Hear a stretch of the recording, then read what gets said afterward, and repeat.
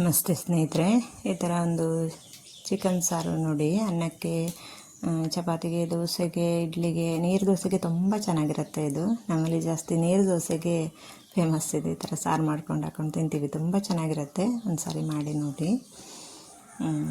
ನಾನು ಇದು ಸೌದೆ ಒಲೆಯಲ್ಲಿ ಮಾಡಿದ್ದು. ಸೌದೆ ಒಲೆ ಮಾಡಿದ್ರೆ ಇನ್ನೂ ಚೆನ್ನಾಗಿರುತ್ತೆ.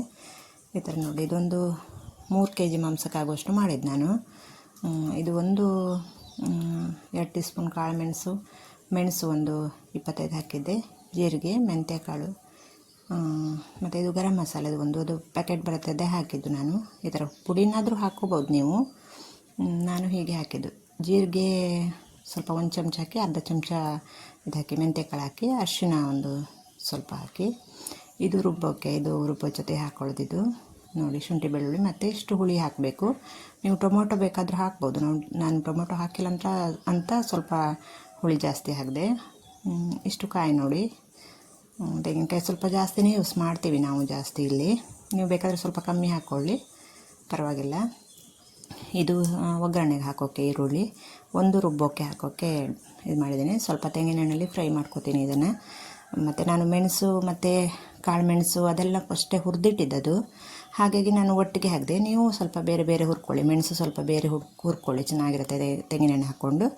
ನಾನು ಹುರಿದಿದ್ದು ಅಂತ ಎಲ್ಲ ಒಟ್ಟಿಗೆ ಹಾಕಿ ಇವಾಗ ತೆಂಗಿನಕಾಯಿ ಹಾಕ್ತಾಯಿದ್ದೀನಿ.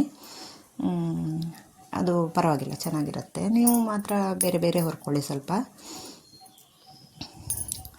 ಇದು ನೋಡಿ, ಇದು ಹುರಿದು ಸ್ವಲ್ಪ ಪಕ್ಕಕ್ಕೆ ಇಟ್ಕೊಂಡು ಅದು ರುಬ್ಬುವಷ್ಟಕ್ಕೆ ಇದು ಮಾಡ್ಬೋದು. ಒಗ್ಗರಣೆಗೆ ಹಾಕ್ಕೊಂಡ್ರೆ ಅದು ರುಬ್ಬೋದಲ್ವ, ಹಾಗಾಗಿ ಇದೊಂದು 5 ಈರುಳ್ಳಿ ಫ್ರೈ ಮಾಡೋಕ್ಕೆ ಹಾಕಿದ್ದೀನಿ. ಸ್ವಲ್ಪ ಕೆಂಪಗಾಗೋ ತನಕ ಇದನ್ನು ಹೀಗೆ ಎಣ್ಣೆಯಲ್ಲಿ ಫ್ರೈ ಮಾಡಿ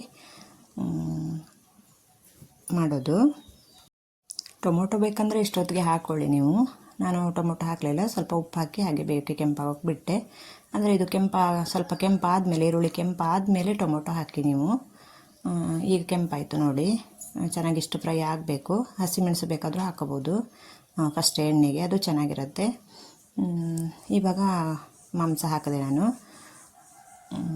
ಈರುಳ್ಳಿ ಕೆಂಪಾದ್ಮೇಲೆ ಮಾಂಸ ಹಾಕಿ, ಇಷ್ಟೇ ಸಿಂಪಲ್ಲು ತುಂಬ.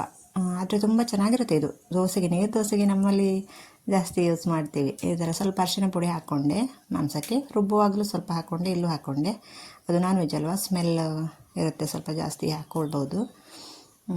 ಇದು ಬೇಯ್ತಾ ಬರುವಾಗ ಅದು ರುಬ್ಬಿಟ್ಟಿದ್ದು ಮಸಾಲೆ ಇರುತ್ತಲ್ಲ, ಇದಕ್ಕೆ ಮಿಕ್ಸ್ ಮಾಡಿ ಚೆನ್ನಾಗಿ ಒಂದು 10 ನಿಮಿಷ ಕುದಿಸಿದ್ರೆ ಸಾಕಾಗುತ್ತೆ. ತುಂಬ ಏನಿಲ್ಲ, ಅದೆಲ್ಲ ಹುರಿದಿದ್ದಲ್ವ, ಹಾಗಾಗಿ ಹುರಿದೇನು ಮಾಡ್ತೀವಿ ನಾವು. ಅದಾದರೆ ಸ್ವಲ್ಪ ಜಾಸ್ತಿ ಕುದಿಸ್ತೀವಿ. ಇವಾಗ ಎಲ್ಲ ಕಾಯಿ ಮತ್ತು ಇದೆಲ್ಲ ಫ್ರೈ ಮಾಡಿ ಹಾಕಿದ್ವಿ ಅಂದರೆ ಸ್ವಲ್ಪ ಕಮ್ಮಿ ಕುದಿಸಿದ್ರೆ ಸಾಕಾಗತ್ತೆ. ಒಂದು ಸಾರಿ ಈ ಥರ ಮಾಡಿ ನೋಡಿ, ಸಿಂಪಲ್ಲಾಗಿ. ಇದು ಮತ್ತು ಇನ್ನೊಂದು ಥರ ಮಾಡಲಿಕ್ಕಾಗತ್ತೆ. ಈ ಥರ ಕಾಯಿನೂ ಹಾಕಿದೆ, ತೆಂಗಿನಕಾಯಿ ಇದೆಯಲ್ಲ ಅದರದ್ದು ಹಾಲು ತೆಗೆದು ಮಾಡ್ತಾರೆ. ಅದು ಇನ್ನೊಂದು ಸಾರಿ ನಾನು ವಿಡಿಯೋ ಮಾಡಿ ಹಾಕ್ತೀನಿ ಮುಂದೆ.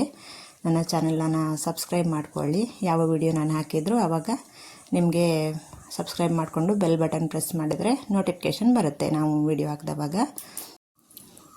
ಧನ್ಯವಾದಗಳು ಇಷ್ಟೊತ್ತು ವಿಡಿಯೋ ನೋಡಿದ್ದಕ್ಕೆ. ಹೇಗಿದೆ ಅಂತ ಒಂದು ಕಾಮೆಂಟ್ ಮಾಡಿ ತಿಳಿಸಿ. ಇಷ್ಟ ಆದರೆ ಲೈಕ್ ಮಾಡಿ, ಶೇರ್ ಮಾಡಿ.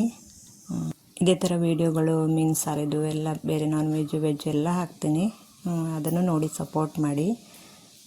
ಒಂದು ಕಾಮೆಂಟ್ ಮಾಡಿ ಹೇಗಿದೆ ಅಂತ. Thank you so much video ನೋಡಿದ್ದಕ್ಕೆ.